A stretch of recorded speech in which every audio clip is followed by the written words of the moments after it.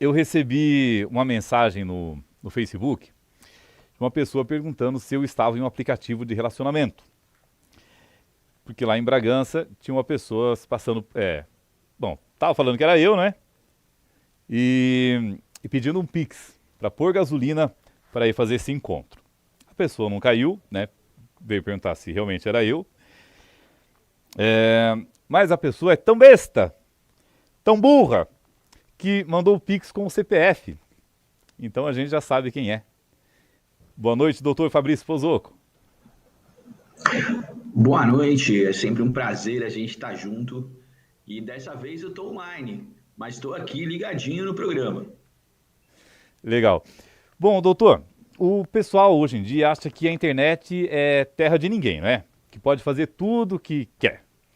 Mas não é bem assim. Essa situação que aconteceu comigo, olha, tem como você soltar aquele vídeo? Tá.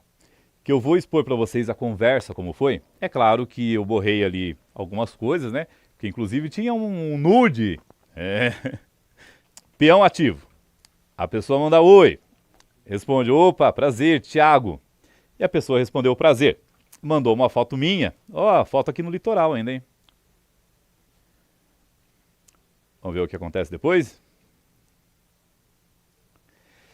A pessoa disse, você é muito lindo. De onde?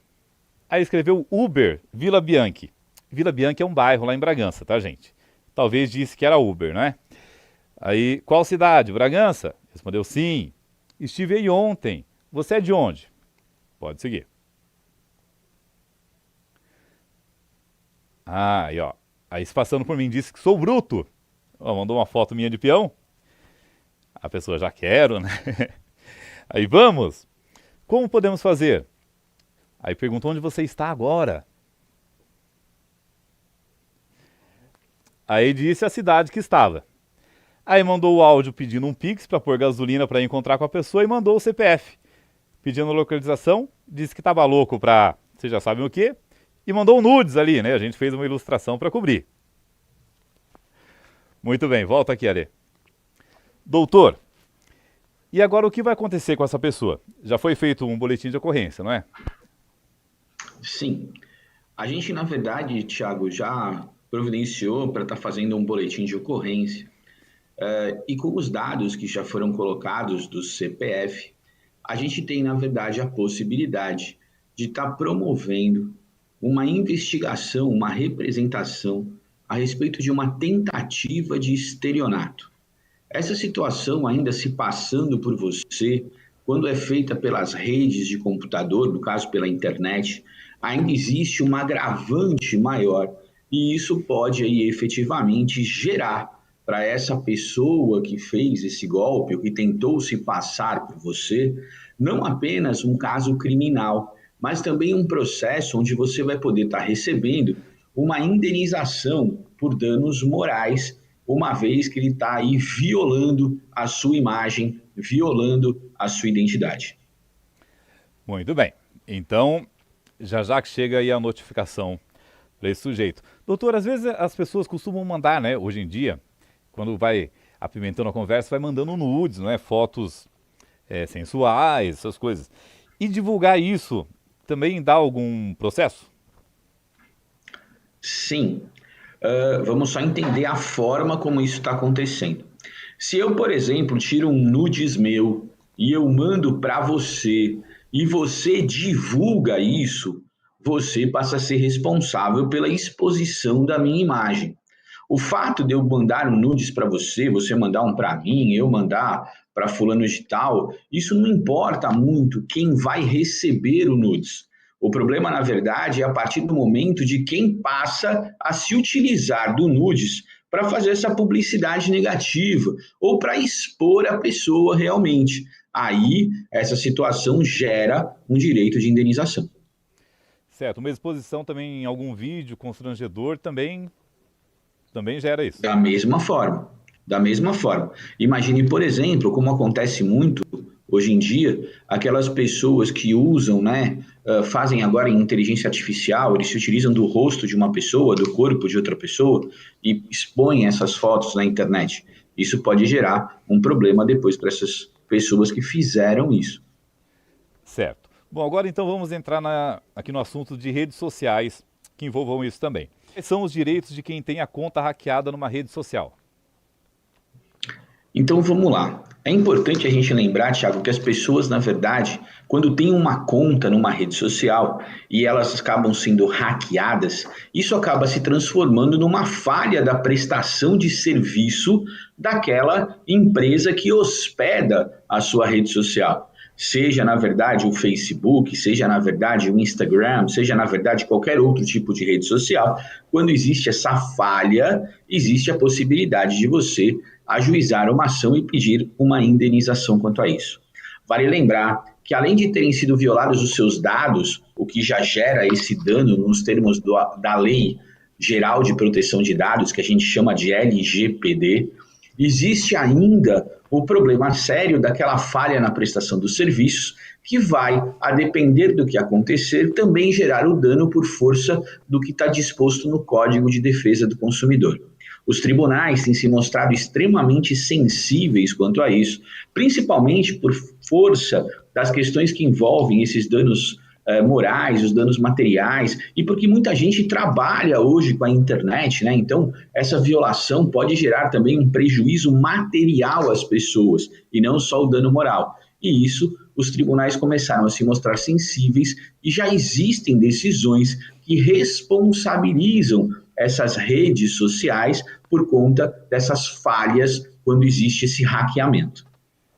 Bom, então quando clonam também uma conta de um usuário para aplicar golpe, também a rede social é responsabilizada por isso? Pode ser responsabilizada também, Thiago. A forma do clone é que precisa ser avaliada, porque muitas vezes isso demonstra uma falha na prestação de serviços daquele que está atuando ali, exercendo, na verdade, esse serviço da rede social. Então, por conta disso, também já pode ser decretada a responsabilidade. Certo. A rede social pode ser multada judicialmente se desativar indevidamente o perfil do usuário?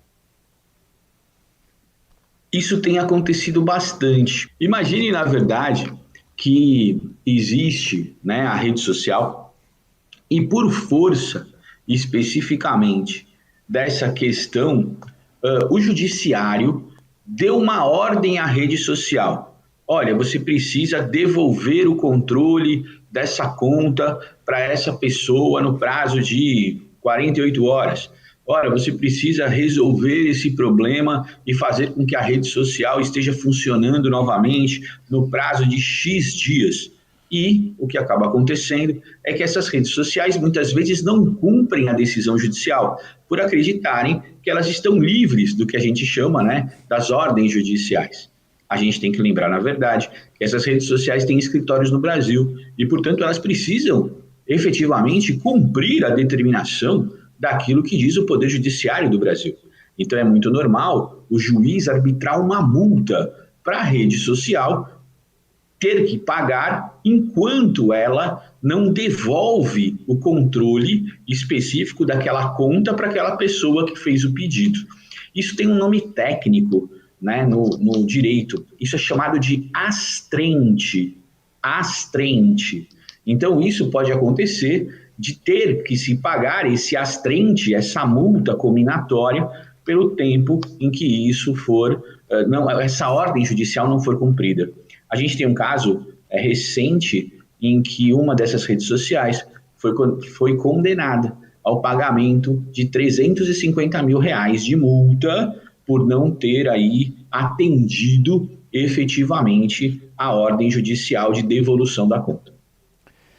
Bom, o site UOL noticiou recentemente que a Meta, dona do Facebook, recebeu ao menos 500 mil para divulgar anúncios de um golpe que promete o pagamento de uma indenização por um suposto vazamento de dados por parte da Serasa.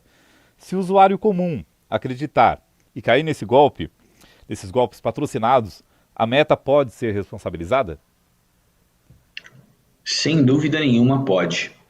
Vamos entender que o problema não é só a questão da violação dos dados. Imagine, por exemplo, que esses dados realmente foram violados. Existiria aí uma possibilidade do ajuizamento da ação contra essa empresa que infelizmente não guardou os dados e eles acabaram sendo violados. Agora imagine uma situação diferente. Imagine que eu sou um golpista e nessa situação de ser um golpista, eu faço uma publicidade na rede social, no Facebook, no Instagram, enfim, eu faço essa publicidade e você vincula essa publicidade a várias outras pessoas a respeito desse golpe.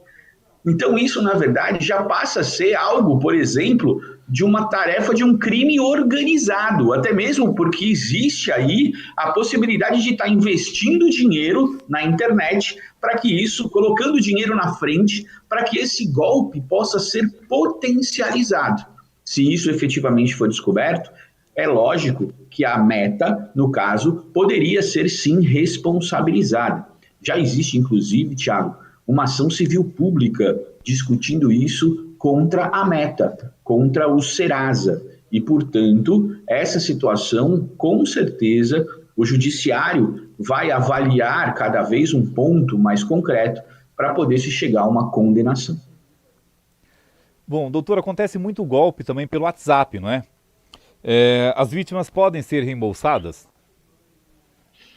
Então, vamos entender a forma como esse golpe acontece. Muitas vezes acabam clonando esse WhatsApp por distração do próprio usuário. E aí o golpe acaba acontecendo, né? A ideia de pedir um Pix, né? Como, por exemplo, aconteceu no seu caso, olha, manda um Pix, por favor, para eu poder abastecer o carro que eu vou te encontrar. Ou aquela história de, filho, manda para o pai aqui um valor para eu poder pagar uma conta. Ou o filho pedindo para a mãe esse boleto X. Quando isso, na verdade, acontece e existe uma responsabilidade do próprio consumidor, a gente pode dizer que isso é um golpe de engenharia social. E aí talvez a gente tenha um pouquinho mais de dificuldade de conseguir a responsabilização do WhatsApp. Todavia, quando a gente observa que esse WhatsApp foi clonado sem a participação daquela determinada pessoa e que essa conta de destino para onde vai se mandar o Pix, para onde vai se mandar o dinheiro, para onde vai se pagar o boleto falso, é de responsabilidade de uma instituição financeira. Os tribunais têm se mostrado sensíveis. Existe responsabilidade tanto do WhatsApp, tanto da rede efetiva aí que foi clonada, quanto até mesmo da instituição financeira. Por qual motivo? A rede que foi clonada é pela falha na prestação de serviços. E a instituição financeira muitas vezes responde, Thiago, porque essas contas são fraudulentas. As pessoas abriram as contas simplesmente do dia para a noite para poderem aplicar esse tipo de golpe, para poder, na verdade, efetivamente ter para onde mandar o dinheiro do golpe. Por conta disso, muitas dessas contas, principalmente as de bancos eletrônicos, não são abertas de acordo com as regras do Bacen. E quando isso acontece, também a instituição financeira acaba sendo responsável pelo pagamento da indenização. As redes sociais são responsáveis por conteúdo do usuário? Hoje, no Brasil, por conta da situação do que o usuário coloca efetivamente na rede social, a rede social não é responsável por isso.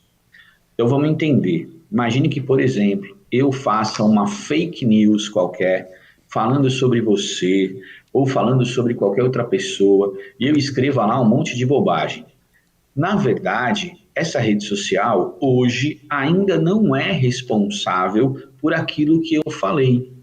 Eu respondo por isso. Quem colocou a mensagem, quem fez efetivamente o post, a publicação, eu posso ser punido. Mas a rede, por exemplo, se o Facebook ou se o Instagram, por exemplo, que são as mais comuns, né, só para a gente poder exemplificar, simplesmente eu fui lá e postei isso. O Facebook está obrigado a saber se aquilo é verdade ou não? Não, não está. Então hoje essa legislação ainda não existe. É uma legislação extremamente aberta. Por conta disso, é que muitas vezes as redes sociais não cumprem as ordens judiciais. Então, isso pode acabar acontecendo e gerando problema. Vamos entender, Thiago, que é diferente quando acontece uma falha na prestação do serviço. quando alguém vai lá, por exemplo, e hackeia a minha conta. Opa, aí foi uma falha na prestação do serviço. Nesse caso, as redes sociais respondem efetivamente. Agora, simplesmente por aquele conteúdo que eu venha postar ou que alguém venha postar, aí a gente não tem essa possibilidade de responsabilizar a rede social. Tem um caso que ficou muito famoso aqui no Brasil, que foi a ideia que acabou acontecendo das pessoas postarem algumas ofensas racistas, algumas ofensas em relação a problemas com os judeus, problemas com as pessoas negras, problemas, na verdade, com algum outro tipo, contra os nordestinos, por exemplo. E isso ficou muito famoso na época. Algumas pessoas se sentindo ultrajadas, se sentindo, na verdade, chateadas, moveram ações contra essas redes, exatamente para poder punir essas redes. Mas o judiciário, nesse caso, demonstrou que essa responsabilidade não existe para a rede, mas sim para aquele que fez o post, para aquele que indicou a notícia falsa, para aquele, na verdade, que é o efetivo responsável pela declaração. Doutor, é possível pedir quebra de sigilo de rede social? Sim, isso é muito comum e isso tem acontecido bastante ultimamente, Thiago. Tanto nós aqui no escritório, quanto outros colegas advogados que trabalham com esse tipo de processo, têm conseguido, sim, várias informações a respeito dessa quebra de sigilo de redes sociais. Então, imagina hoje, por exemplo, que existe uma conta lá específica que usa o seu nome e não é sua conta. Você tem todo o direito de ingressar com um pedido judicial para que exista essa quebra de sigilo, para que se descubra efetivamente quem é o responsável por isso. Então, essa situação hoje é totalmente acolhida pelo Poder Judiciário. A gente pode usar o exemplo que aconteceu com você aí em Bragança. Imagine que a pessoa não tivesse, na verdade, indicado o CPF como sendo o destinatário do Pix. Então, a gente poderia, desde que representando você, ingressar com uma ação, na verdade, para pedir para o Poder Judiciário para poder dizer quem é aquela pessoa, de quem é aquela rede social, de quem é aquela situação. E esses dados todos, eles seriam fornecidos pela rede social. Caso a rede social não fornecesse esses dados, o juiz poderia arbitrar uma multa, aquelas astrentes que a gente estava falando agora há pouco. E a partir daí, a rede social poderia ser multada por não estar entregando aquela determinação judicial que foi feita. Tá certo. Muito obrigado pelas informações, doutor Fabrício. E, por favor, passe às redes sociais. Eu agradeço mais uma vez a oportunidade. E se vocês quiserem conhecer as nossas redes sociais, vocês podem, por favor, procurar um @Pozoco Advogados Associados. Tá aqui, ó, aqui embaixo, dá uma olhadinha. @Pozoco Advogados Associados. Muito obrigado, Thiago. Um abraço a você e a todos os internautas que estão com a gente hoje.